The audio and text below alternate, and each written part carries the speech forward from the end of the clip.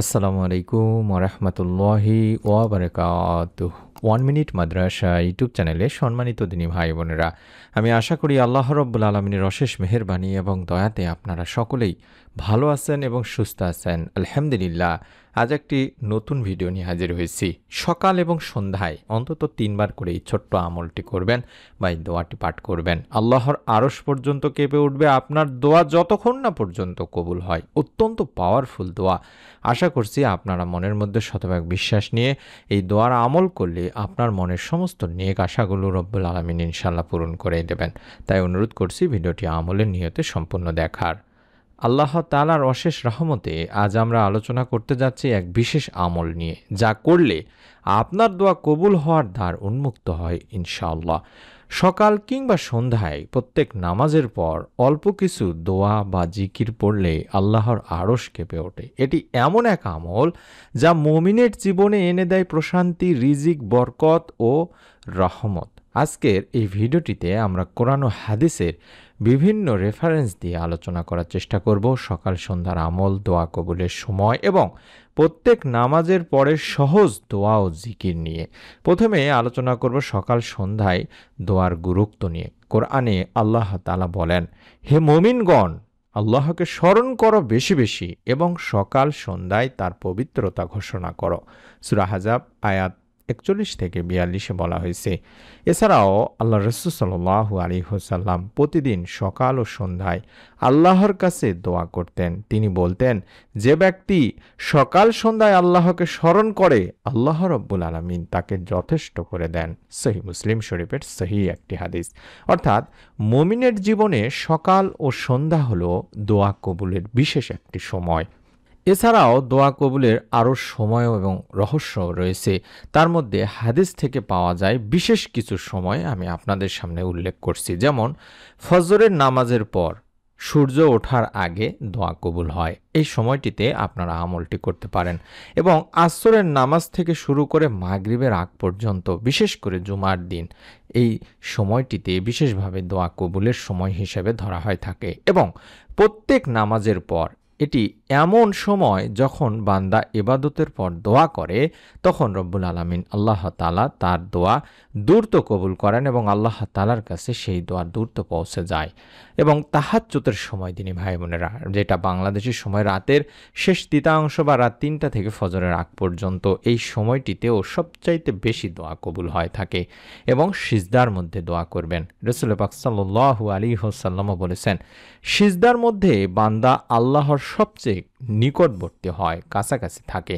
তাই বেশি বেশি দোয়া করো। এটি সহিহ মুসলিম শরীফের সহিহ একটি হাদিস।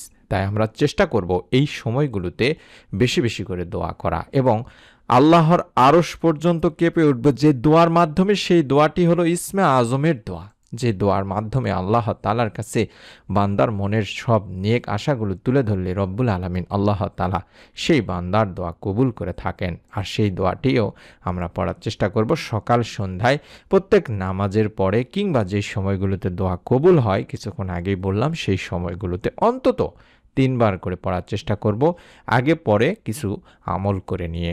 সহিহ হাদিসে এসেছে, এক সাহাবী নবীজি সাল্লাল্লাহু আলাইহি সাল্লামের সামনে বললেন, অর্থাৎ এই দোয়াটির কথা বললেন, যে দোয়াটি দেখাচ্ছি, আল্লাহুম্মা ইন্নী আসআলুকা বিআন্নী আশহাদু আন্নাকা আনতাল্লাহ লা ইলাহা ইল্লা আনতাল আহাদুস সামাদুল্লাযী লাম ইয়ালিদ ওয়া লাম ইউলাদ ওয়া লাম ইয়াকুল লাহু কুফুয়ান আহাদ। এটি 3বার পড়বেন।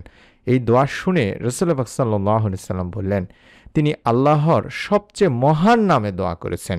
অর্থাৎ এ নামে দোয়া করলে দোয়া কবুল হয়, আর কিছু চাইলে আল্লাহ তা দান করেন বা দেন। এটা সুনানে আবু দাউদের একটি সহিহ হাদিস।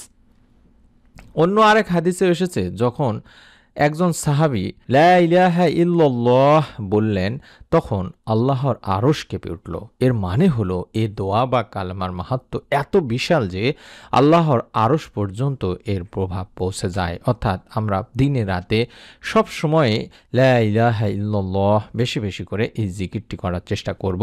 যদি সম্ভব হয় যে ইসমে আজমের দোয়াটি দেখালাম, এই দোয়াটি 3 বার পড়ার পরে আপনারা লা ইলাহা ইল্লাল্লাহ এভাবেও এটাও অন্তত 3 বার করে পাঠ করবেন।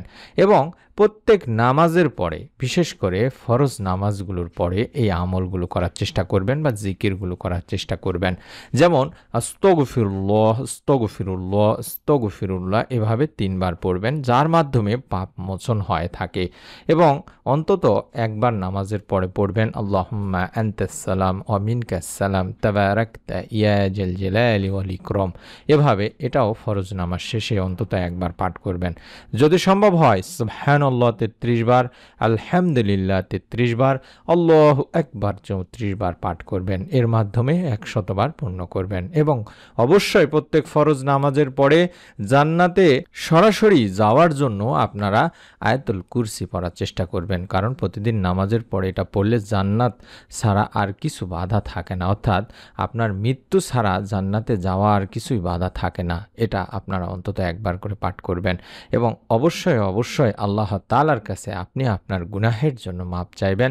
আল্লাহ রব্বুল আলামিন যেন আপনাকে মাফ করে দেন তার জন্য দোয়া করবেন। বিশেষ করে আপনাদের মনে রাখতে হবে দোয়া কবুলের জন্য কয়েকটি শর্ত, যেই শর্ত না মানলে আপনার দোয়া কবুল হওয়ার সম্ভাবনা খুবই কম থাকবে। যেমন হালাল উপার্জন থেকে খাওয়া। আপনার উপার্জন যদি হালাল না হয়ে থাকে আপনার দোয়া কবুল হওয়ার সম্ভাবনা কম থাকবে তিনি ভাই বোনেরা। এবং অন্তর থেকে খাঁটি নিয়তে মনোযোগ দিয়ে দোয়া করা, গুনাহ থেকে তওবা করা, অন্যের হক না খাওয়া বা নষ্ট না করা, এবং দোয়ায় তাড়াহুড়া না করা বা ফল পাওয়া যাচ্ছে না এই জন্য তাড়াহুড়া না করা। কারণ আল্লাহ রাসূল সাল্লাল্লাহু আলাইহি সাল্লামের হাদিস যেখানে বলা হয়েছে বান্দা যতক্ষণ তাড়াহুড়া না করে দোয়া করতে থাকে রব্বুল আলামিন আল্লাহ তাআলা তার দোয়া কবুল করেন। এটি সহিহ বুখারী মুসলিম শরীফের সহিহ একটি হাদিস।